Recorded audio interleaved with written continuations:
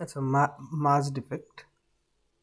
तो mass defect कह रहा है कि total mass of the nucleons जिससे न्यूक्लियस बन रहा है, यानी प्रोटॉन और न्यूट्रॉन, इनका जो टोटल मास होगा वट एवर इट इज़, मान लो 7 kg, ये हमेशा ज़्यादा होगा मास ऑफ द न्यूक्लियस इटसेल्फ से। यानी न्यूक्लियस का मास हमें मिलेगा 6 kg। तो mass of the nucleons is always more compare to mass of the nucleus. इसको बोलते हैं मास डिफेक्ट। यहाँ पे देखो, जैसे 3 प्रोटॉन और 3 न्यूट्रॉन मिला के हमने ये न्यूक्लियस बनाया। 3 प्रोटॉन का मास हमने चेक किया 3 किलो, 3 न्यूट्रॉन का मास हमने चेक किया 3 किलो। इससे न्यूक्लियस बना 5 किलो का, जबकि 3 + 3 न्यूक्लियस बनना चाहिए था 6 किलो का। अगर इसका 3 और इसका 3 मिला के न्यूक्लियस बनाते तो न्यूक्लियस 6 किलो का बनना था, पर न्यूक्लियस बन रहा है 5 किलो का। यानी 1 kg of mass is missing. इस मिसिंग मास को बोलते हैं हम लोग मास डिफेक्ट।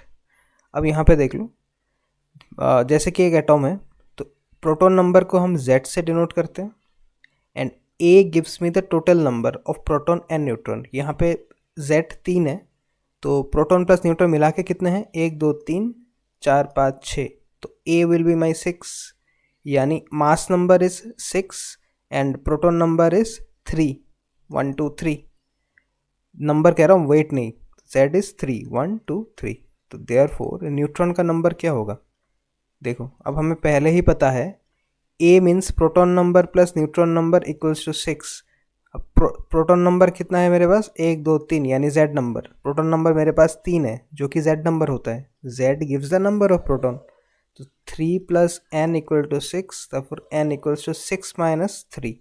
यानी मैं लिख सकता हूँ n = 6, यानी तुम्हारा मास नंबर, -3 यानी तुम्हारा Z नंबर। ये हर किसी के लिए वैलिड है। फॉर एग्जांपल हम यहाँ पे एक एटॉम ले लेते हैं, इसके पास 15 मास नंबर है एंड 7 एटॉमिक नंबर है। यानी Z = 7, A = 15। इसके पास न्यूट्रॉन कितने होंगे? हमें पता है प्रोटॉन प्लस न्यूट्रॉन मिला के इसके पास 15 होने चाहिए due to mass number. Z gives the proton number. Proton कितने हैं इसके पास? 7। तो 7 + n = 15, तो n = 8। तो उसी टेक्निक से हम लिख सकते हैं। तो फिर हम क्या लिख सकते हैं, n = 15 - 7, यानी 15 - 7 को we can write n = a - z। a की जगह आ गया 15 - 7 यानी z। तो न्यूट्रॉन का number is a - z, proton का नंबर इज z। यहाँ तक हमें समझ में आ चुका है। तो अगर कोई पूछे कि प्रोटॉन मेरे पास कितने हैं, that will be equal to z number. तो number of proton equals to z number and number of neutron equals to a - z number.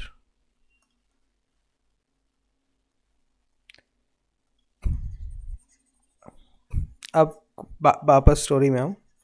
अब हमें इतना पता चल चुका है कि मास डिफेक्ट होता है, देयर इज़ ए मिसिंग मास, जो मास गायब हो चुका है। पहले था ये मास, बट अभी ये मास है नहीं। अचानक से जैसे इस साइड से इस साइड रिएक्शन होते होते 1 kg has totally gone missing. 3 + 3 6, यहाँ पे 5, 1 kg पूरा मिसिंग है। तो लेट अस से कि mp is the mass of each proton, her proton का मास mp है। mn भी the mass of each neutron, her neutron का मास mn है। और m is the mass of the nucleus, पूरे न्यूक्लियस का जो मास आ रहा है उसको हम m कह रहे हैं। a है एटॉमिक नंबर, z है मास नंबर। उल्टा लिख लिया इसको, उल्टा लिख लिया। z is atomic number, a is mass number, ये उल्टा लिख लिया, यानी प्रोटॉन प्लस न्यूट्रॉन। अब आगे देखो, तो फिर मास ऑफ द न्यूक्लियॉन्स कितना होगा, यानी प्रोटॉन और न्यूट्रॉन मिला के वजन कितना होगा मेरे पास 3 प्रोटॉन है।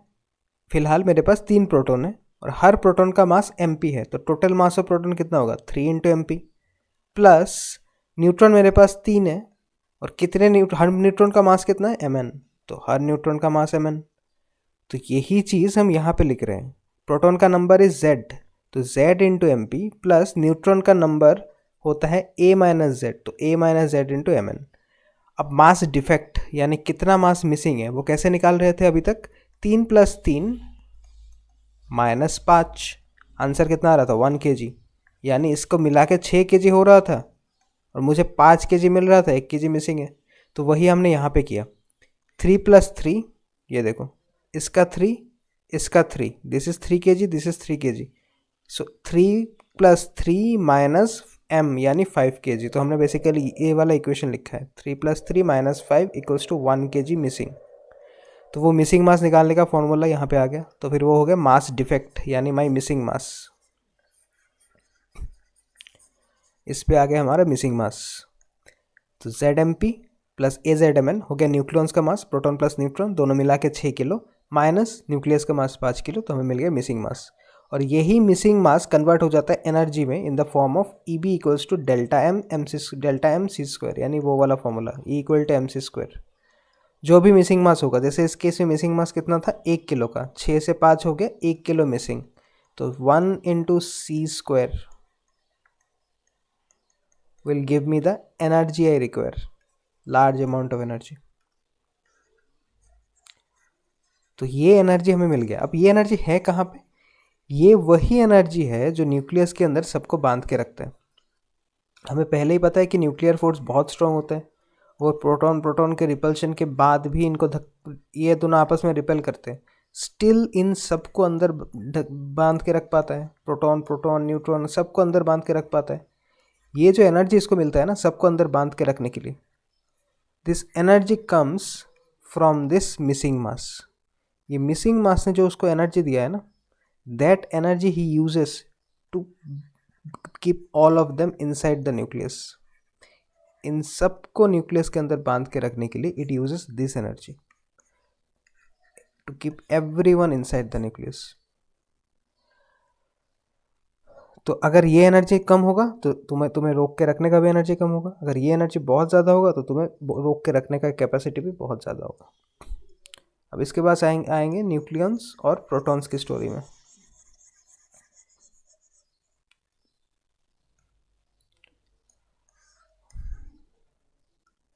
न्यूक्लियॉन्स होता है प्रोटॉन प्लस न्यूट्रॉन। पहले ही कहा था न्यूक्लियॉन्स मतलब क्लास 12 के स्टूडेंट्स, प्रोटॉन मतलब मान लो मेल स्टूडेंट्स, एंड न्यूट्रॉन मतलब मान लो फीमेल स्टूडेंट्स। तो दोनों मिला के we get the total students of class 12। तो ये this is nucleons. Our mass of a typical nucleus is 1% less than the sum of the masses of nucleons. मतलब अगर तुमने प्रोटॉन प्लस न्यूट्रॉन लेके टोटल 1000 किलो का nucleus बनाया है, proton plus neutron से टोटल 100 किलो का न्यूक्लियस बनाने का ट्राई किया है, तो न्यूक्लियस का मास कितना, जो बना रहे हो उसका मास कितना मिलेगा, that will B only 99 kg। उसका 1% मास गायब हो जाएगा। That 1% of 100 is 1 kg, that 1 kg will go missing.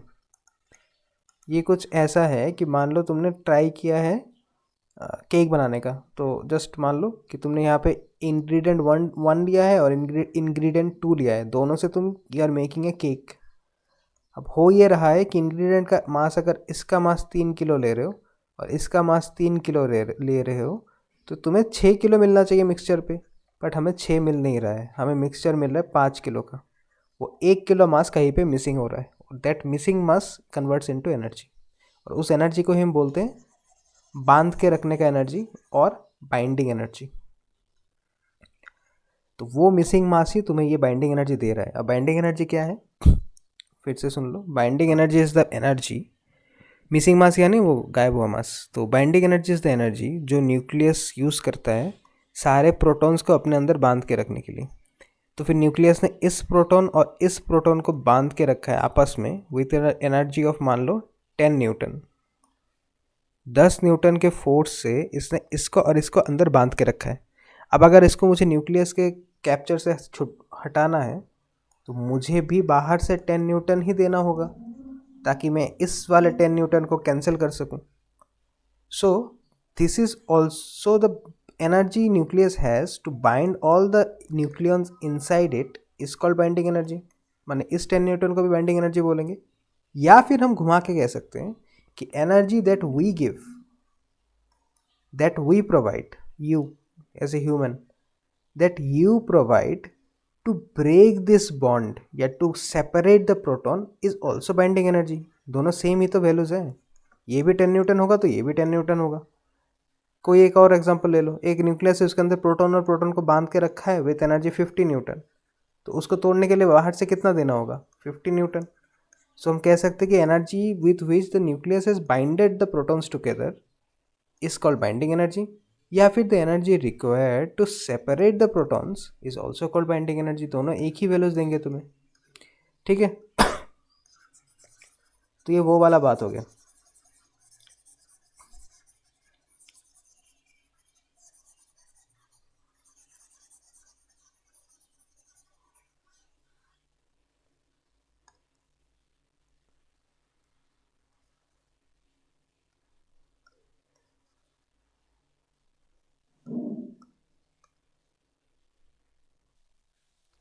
ठीक है, तो आगे देखते हैं। तो ये आ गया बाइंडिंग एनर्जी वाला। तो the neutrons and protons in a stable nucleus, यानी जो शांत न्यूक्लियस है, are held together by a nuclear force and the energy needed to pull them infinitely apart. अगर इनको जो न्यूक्लियर फोर्स से रुके हुए हैं, जो न्यूक्लियर फोर्स से बंधे हुए हैं, अगर इनको तोड़ के बाहर निकालना है तो जो एनर्जी मुझे देना होगा, उस एनर्जी का नाम अभी अभी हमने क्या कहा था, जो 50 न्यूटन या 10 न्यूटन देना होगा, is called, this energy is called binding energy. दूसरा डेफिनेशन हम ये भी कह सकते हैं, अच्छा, तो this is called binding energy.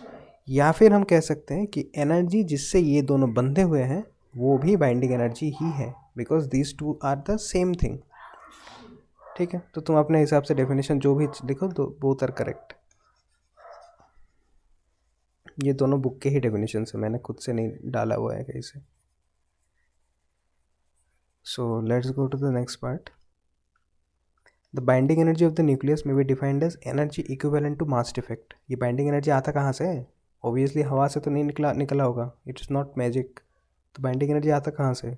ये वही जो मास गायब हुआ था ना, अभी अभी हमारे पास 1 किलो गायब हुआ था। ये जो हमारे पास मास गायब हुआ था ना झट से, कि ये 3 और 5, 1 किलो मास गायब, वही गायब हुआ मास ही हमें बाइंडिंग एनर्जी देता है। तो बाइंडिंग एनर्जी का फॉर्मूला क्या होगा? मास डिफेक्ट यानी missing mass into C square, binding energy delta M C square. Delta M मतलब वही mass of proton plus mass of neutron, यानी टोटल मास माइनस न्यूक्लियस का मास, मिल जाएगा तुम्हें 1 kilo missing mass. Mass of proton 3 kilo, mass of neutron 3 kilo, mass of nucleus 5 kilo, वो missing mass 1 kilo into light के speed का square C square will give you the missing binding energy. Binding energy expressed in joule, और इसका जो delta M लोगे missing मास, वो KG के terms में लोगे। या डेल्टा एम, अगर डेल्टा एम एएमयू के टर्म्स में मेजर करोगे, केजी में ना करके एटॉमिक मास यूनिट में मेजर कर रहे हो, तो तुम्हारा जो बाइंडिंग एनर्जी आएगा that will come in the terms of MeV। और तब कैलकुलेशन थोड़ा और इजी हो जाता है। बस मिसिंग मास के साथ अगर 931 मल्टीप्लाई कर दोगे तो तुम्हें डायरेक्ट एनर्जी मिल जाएगा। फॉर एग्जांपल, अगर 1 kg ना होके मेरा मिसिंग मास होता 1 AMU, तो बस इसके साथ 931 मल्टीप्लाई कर दो, I will get the binding energy. ठीक है, तो वो बट ये आएगा in terms of MeV, mega electron volt. और अगर सी स्क्वायर वाले टेक्निक से 3 × 10⁸ डाल के करोगे तो तुम्हें मिलेगा जूल। तो तुम्हारा मर्जी है, एग्जाम में जैसा पूछे, अगर जूल में पूछ रहा है तो 3 × 10⁸ करके सी स्क्वायर करके करना है, और अगर मास गिवन ही है AMU के यूनिट में तो 931 मल्टीप्लाई करके मेगा इलेक्ट्रॉन वोल्ट में ले जाओ। तो अब सवाल यह है कि सर मेगा इलेक्ट्रॉन वोल्ट से वापस कैसे जाएंगे? तो देखो, delta m into 931, delta m into 931 mega electron volt. अब इसको कन्वर्ट करना है जूल में, तो पहले मेगा को कन्वर्ट करेंगे। तो डेल्टा एम 931 इंटू 10⁻3, ये हो गया मेगा से कन्वर्ट। अब ईवी को जूल में लेके जाने के लिए 1.6 इंटू 10⁻−19 मल्टीप्लाई करना होता है। तो यहाँ से भी यहाँ पे आ सकते हो, तो it's not the big deal. But इतना याद रखो कि अगर मेगा इलेक्ट्रॉन वोल्ट्स में आना है तो बस 9.931 मल्टीप्लाई करने से मेरा काम हो गया। ओके, इसके बाद ये नीचे वाला क्वेश्चन कि मेरे पास 2 न्यूक्लियर है, एक हीलियम का है, एक हीलियम का 2-3 है, एक हीलियम का 1-3 है। हीलियम के 2-3 पे ध्यान देना।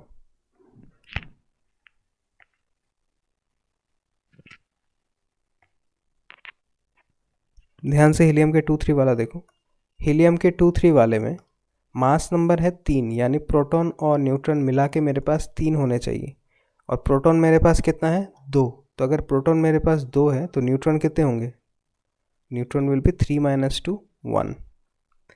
तो इस वाले क्वेश्चन का मुझे ये सब पता चल गया कि in the first case I have 2 protons and 1 neutron. अब आते हैं सेकंड केस में।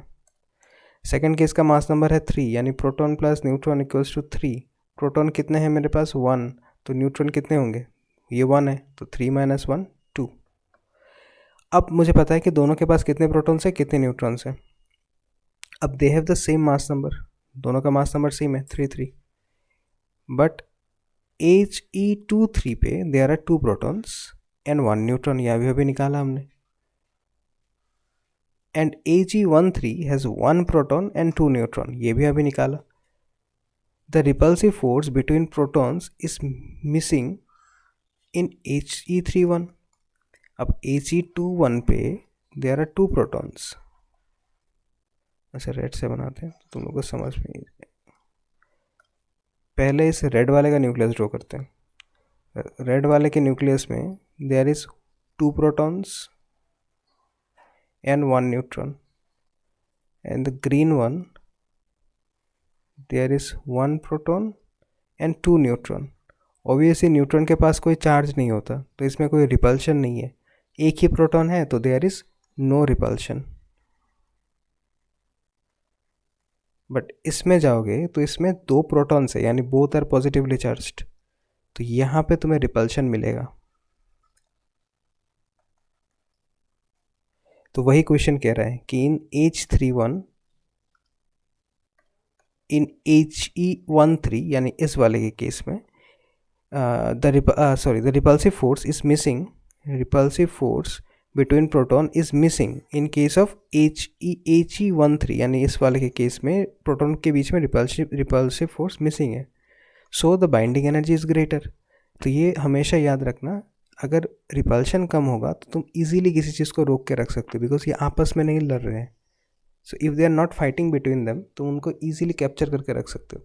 बट यहाँ पे ये अपने आप के अंदर भी एक फोर्स है जो इनको बाहर खींच रहा है, रिपल्सिव फोर्स इनको बाहर लेके जाना चाहता है। तो तुम इनको रोक के रखोगे तो तुम्हें मेहनत ज़्यादा होगा, तो योर बाइंडिंग एनर्जी कम, मतलब मिलेगा कम तुम्हें, बिकॉज तुम्हें कुछ एनर्जी तुम्हारा खर्चा हो रहा है इनको संभालने में, तो नेट बाइंडिंग एनर्जी कम मिलेगा तुम्हें। बट इस केस में क्योंकि आपस में कोई लड़ाई नहीं है तो you can easily capture them, तो तुम्हें बाइंडिंग एनर्जी पूरा मिलेगा। You can use your whole binding energy to capture them. यहाँ पे क्या होगा, तुम अपना पूरा एनर्जी यूज़ नहीं कर पाओगे, कुछ चला जाएगा इनको शांत करने में, इस लड़ाई को। So if there is no repulsion binding energy will be more, if there is if there is repulsion binding energy will be less। Binding energy per nucleon,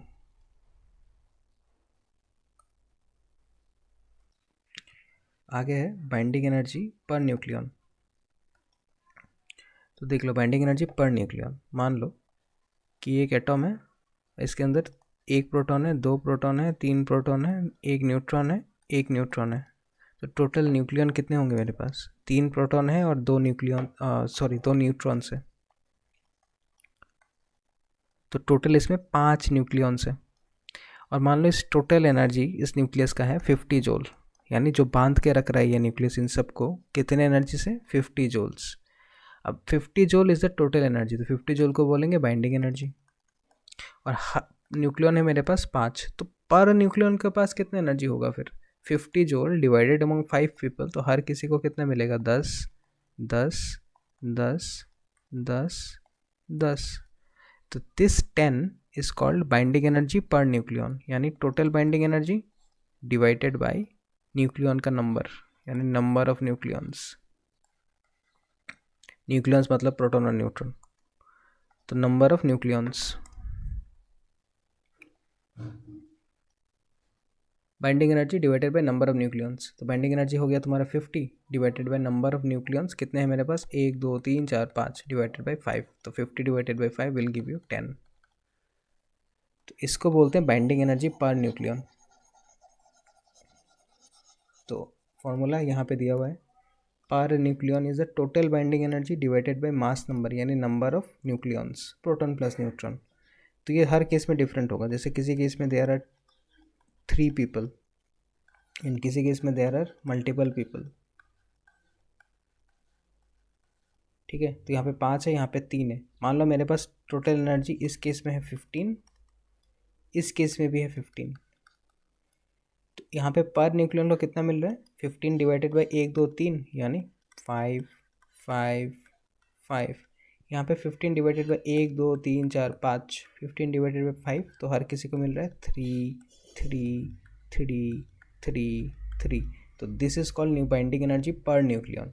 और ये जितना ज़्यादा होगा that nucleus is that much stable. ये 3 है तो nucleus less stable है, ये 5 है तो ये न्यूक्लियस ज़्यादा स्टेबल है। तो binding energy is directly proportional to stability. जिसका बाइंडिंग एनर्जी पर न्यूक्लियन ज़्यादा होगा उसका स्टेबिलिटी ज़्यादा होगा। डज नॉट मैटर कि दोनों का तो इनिशियल एनर्जी सेम था, बट ये मैटर नहीं करता क्योंकि पर न्यूक्लियन के हिसाब से इसका ज़्यादा है तो it will have more stability, it will have less stability. ध्यान रखना that binding energy does not matter, but per nucleon वाला मैटर करता है। बाइंडिंग एनर्जी कम हो ज़्यादा हो सेम हो डज नॉट मैटर। अगर पर न्यूक्लियन तुम्हारा ज़्यादा है तो तुम ज़्यादा स्टेबल, पर न्यूक्लियन किसी और का ज़्यादा है तो वो ज़्यादा स्टेबल।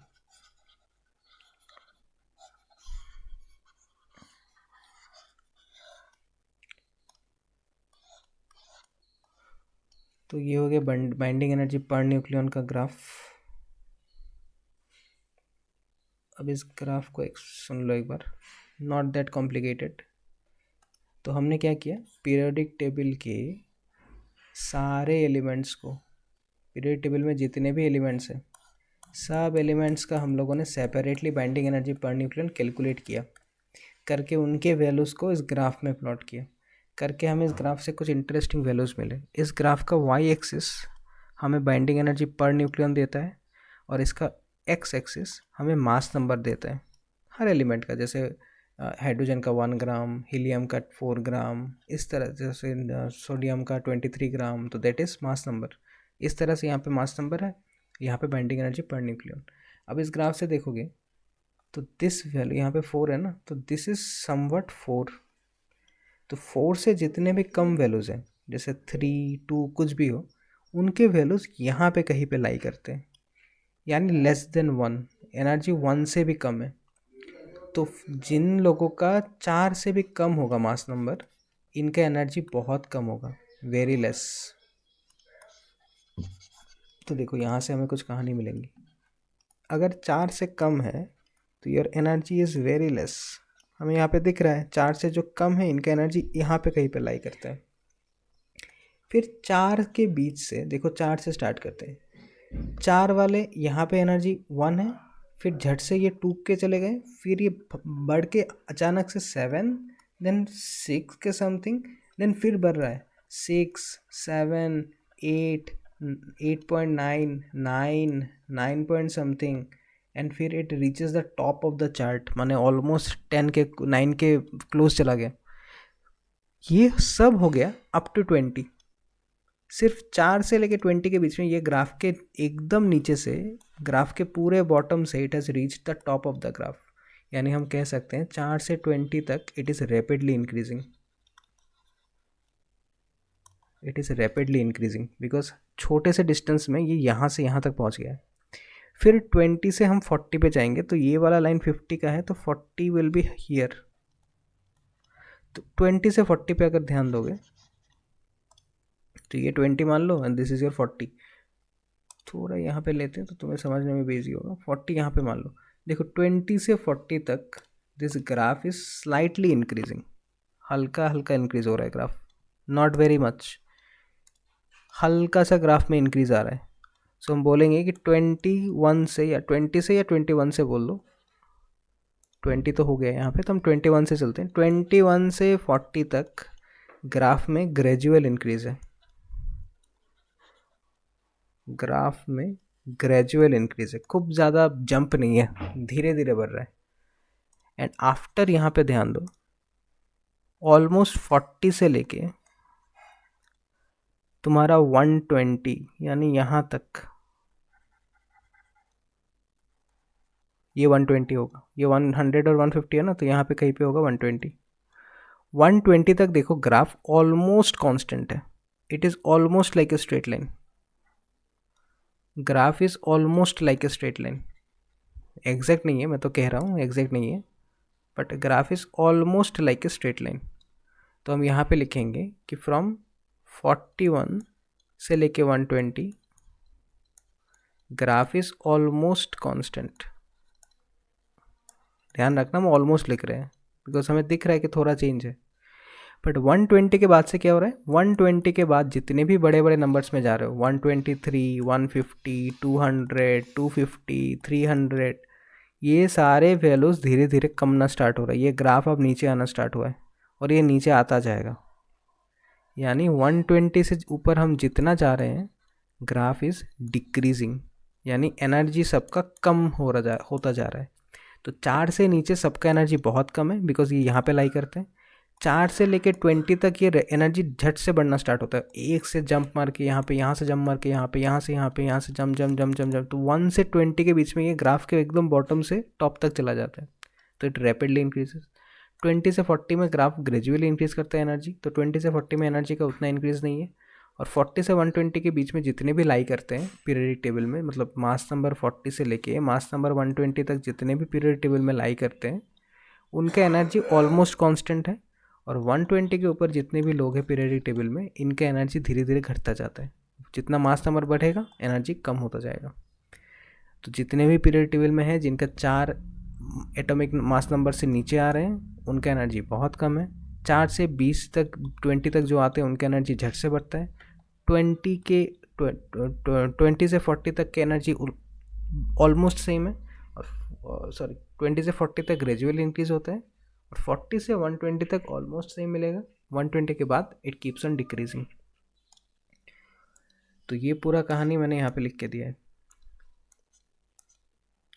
ठीक है। तो 3 से नीचे बहुत ज़्यादा छोटा, 4 से 20 तक इंक्रीजेस रैपिडली। तो ये कहानी पूरा यहाँ पे दिया हुआ है, तो ध्यान से पढ़ लेना। ये पूरा स्टोरी जो अभी मैंने कहा है वो यहाँ पे पूरा मेंशन्ड है यहाँ तक। तो हमें इतना पता है कि बाइंडिंग एनर्जी पर न्यूक्लियन बहुत कम है फॉर वेरी लाइट न्यूक्लियस। जो 3 ग्राम से कम के न्यूक्लियस है उनके लिए भी बाइंडिंग एनर्जी का ग्राफ में एकदम नीचे थे वो लोग, तो एनर्जी बहुत कम है। और वेरी हैवी के लिए, वेरी हैवी भी बहुत कम एनर्जी है उनके पास, और वेरी लाइट के पास भी बहुत कम एनर्जी है। वेरी हैवी मतलब बहुत हैवी होना चाहिए, these are not very heavy. तुम 120 को वेरी हैवी में काउंट नहीं करोगे। Very heavy comes from after 120। 120 gram के ऊपर वालों को हम वेरी हैवी में काउंट करते हैं। तो एक बार ज़रा ध्यान से देखो, जो लोग 3 ग्राम से कम पे हैं, मतलब यहाँ पे कहीं पे हैं, इनका एनर्जी यहाँ पे है तो वेरी लेस। और जो बहुत हैवी है यानी 150 के ऊपर या 120 के ऊपर, तो 120 के ऊपर चले जाओ। 120 के ऊपर जाओगे यानी ये वाले इधर जो भी आएंगे, जितने लोग भी यहाँ पे आएंगे, इन सब का एनर्जी भी वेरी लेस होगा बिकॉज ये धीरे धीरे बस ग्राफ नीचे ही जाता है। तो बहुत हैवी वालों का भी एनर्जी कम है, बहुत लाइट वालों का भी एनर्जी कम है, बीच वालों का एनर्जी ठीक ठाक है। यहाँ पे एक और पार्ट है कि एक हैवी न्यूक्लियाई, मतलब 120 से ज़्यादा मान लो, heavy nuclei have more neutrons than protons. Heavy stable nuclei, देखो अगर तुम्हें हैवी भी है और तुम स्टेबल होना चाहते हो तो तुम्हारे पास न्यूट्रॉन ज़्यादा होने चाहिए प्रोटॉन से, बिकॉज प्रोटॉन ज़्यादा होगा तो रिपल्शन ज़्यादा होगा, प्रोटॉन ज़्यादा होगा तो रिपल्शन ज़्यादा होगा, और रिपल्शन ज़्यादा होगा तो बाइंडिंग एनर्जी कम होगा। पहले ही मैंने कहा था, बिकॉज कुछ एनर्जी तुम्हारा खर्चा हो जाएगा इस रिपल्शन को शांत करने में, तो बाइंडिंग एनर्जी तुम्हारा उतना कम होगा। जैसे एक टीचर क्लास में आ गया और क्लास में लड़ाई चल रहा है, तो टीचर का जो अपना एनर्जी है वो थोड़ा कम होगा, बिकॉज उसको एक बार फाइट संभालने के बाद फिर क्लास कराना है, तो एनर्जी थोड़ा कम हो जाएगा। लेकिन अगर आके देखे कि क्लास ऑलरेडी शांत है तो वो अपने पूरे एनर्जी से पढ़ा सकता है। सो वो कहानी है कि if there is already protons जिनके बीच में रिपल्शन है, तो तुम जो एनर्जी होगा तुम्हारा बाइंडिंग एनर्जी वो थोड़ा कम मिलेगा, बिकॉज कुछ खर्चा हो रहा है रिपल्शन को ओवरकम करने में। और अगर कोई रिपल्शन है ही नहीं तो you can easily get all the binding energy to control the nucleus. This is because electricity folds of repulsion. अच्छा, तो ये तो ऑलरेडी बोल दिया है मैंने। अब यहाँ पे एक एग्जांपल दिया है कि मेरे पास एक 240 का न्यूक्लियस है। एक न्यूक्लियस था जो 240 का है। ऑब्वियसली 240 मतलब वेरी हैवी का एनर्जी बहुत कम होता है। उसको ब्रेक किया हमने 120 के 2 न्यूक्लियस पे। अब 120 लाइट मीडियम में काउंट होता है ना, इट इज़ नॉट हैवी। 120 से ऊपर जाएंगे तो हैवी होता है, और हमें पता है 120 तक एनर्जी ज़्यादा है, 120 के बाद घटना स्टार्ट होता है। तो 240 120 के बाद आता है, तो इसका एनर्जी कम होगा और 120 का एनर्जी ज़्यादा होगा। ध्यान रखना, this 120 will have more energy than 240, because अभी अभी ग्राफ में वही देख के आ रहे हैं कि जिनका वेट 120 से ऊपर है, those who are large, who have weight more than 120 have lesser energy, और जिनका 120 तक है उनका एनर्जी कंपेरेटिवली ज़्यादा है। तो यहाँ पे ग्राफ में देख लो, अगर ग्राफ में फिर से नोटिस करोगे, एनर्जी वाई एक्सिस में दिया हुआ है, तुम्हारा 120 यहाँ पे लाई करता है ना, यहाँ पे 120 का एनर्जी कितना है, ऑलमोस्ट 8 और 9 के बीच में, मान लो 8.5, और 240 200 यहाँ पे है, तो 240 मान लो यहाँ पे कहीं पे आएगा। तो देखते हैं यहाँ पे, मान लो इसको ये हो गया, ये जाओगे तो दिस इज़ योर 240, इसका एनर्जी कितना आएगा,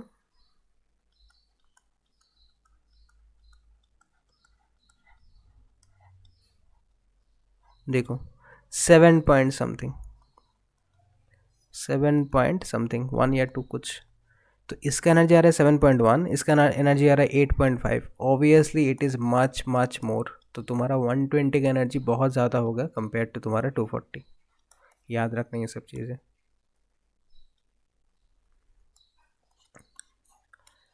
तो वही यहाँ पे लिखा है मैंने। तो अगर एनर्जी ज़्यादा है तो तुम्हें न्यूक्लियस उतना ज़ोर से खींच के बांध के रखेगा, अगर एनर्जी कम है तो न्यूक्लियस तुम्हें उतना खींच के बांध के रख के नहीं बांध पाएगा। तो thus if a nucleus has 240 it breaks into two nucleus 120, 240 दो 120 में डिवाइड होगा, and nucleus get more tightly bound, because अब एनर्जी बढ़ चुका है तो तुम्हें और ज़ोर से पकड़ के रखेगा। पहले जब 240 था तब एनर्जी उतना ज़्यादा नहीं था, 15 जूल था, तुम्हें उतना टाइटली बांध नहीं पाया। लेकिन जैसे ही तुम 120 बन गए, तुम पे एनर्जी और बढ़ गया मेरा, अब मैं तुम्हें और ज़ोर से बांध के रख पाऊँगा, because now I have more energy. ठीक है, और यही energy would be released in the process. ये जो सडनली एनर्जी में जंप मिल रहा है तुम्हें, 15 जूल 20 जूल हो रहा है, तो 5 जूल का एनर्जी तुम्हें एक्स्ट्रा मिल रहा है। यहाँ पे भी 5 जूल का एनर्जी तुम्हें एक्स्ट्रा मिल रहा है। ये एक्स्ट्रा जो मिल रहा है ना तुम्हें, कि तुमने दिया, तुम्हारे पास था 15, मिल रहा है तुम्हें 20, तो कितना एक्स्ट्रा हुआ, 5 एक्स्ट्रा। तुम्हारे पास था 15, मिल रहा है 20 आफ्टर ब्रेकिंग, मतलब 240 है, उसको जोर से मार के 2 टुकड़ा कर दिया, 120 पहले लिया था 15 जूल, अब मिल रहा है 20 जूल, तो 5 एक्स्ट्रा मिल रहा है ना। That 5 extra energy is what we use in nuclear reactions, जिससे हम करंट बनाते हैं, ये बनाते हैं, वो बनाते हैं। सो वो एक्स्ट्रा एनर्जी हम यूज़ करते हैं जो हमें एक्स्ट्रा मिला है 240 को तोड़ के 2 हिस्सों में। सो जैसे ही तुम 240 को ब्रेक हथौड़े से ही मान के तुमने 2 टुकड़ा कर दिया, 120 का, तो इसका एनर्जी अगर 15 जूल है तो यहाँ पे तुम्हें 20 जूल मिल रहा है, यानी you are getting 5 joule extra. यहाँ पे भी 5 जूल एक्स्ट्रा मिला, यहाँ पे भी 5 जूल एक्स्ट्रा मिला, तो वो मैं कह रहा हूँ, this is your extra energy. अब आओ Q value और energy of a nuclear reaction. The energy absorb और release during a nuclear reaction is Q value. एक न्यूक्लियर रिएक्शन में जो एनर्जी एब्जॉर्ब या रिलीज होता है उसको हम Q वैल्यू कहते हैं। अगर Q लेस देन 0 है तो एनर्जी इज एंडोथर्मिक, अगर Q ग्रेटर देन 0 है तो एनर्जी इज एक्सोथर्मिक, यानी निकला है एनर्जी। ठीक है, एनर्जी इज रिलीज, और endothermic means energy is absorbed. आगे जाएंगे फिशन और फ्यूशन में। यहाँ से तुम्हारा न्यूक्लियर रिएक्शन स्टार्ट होता है।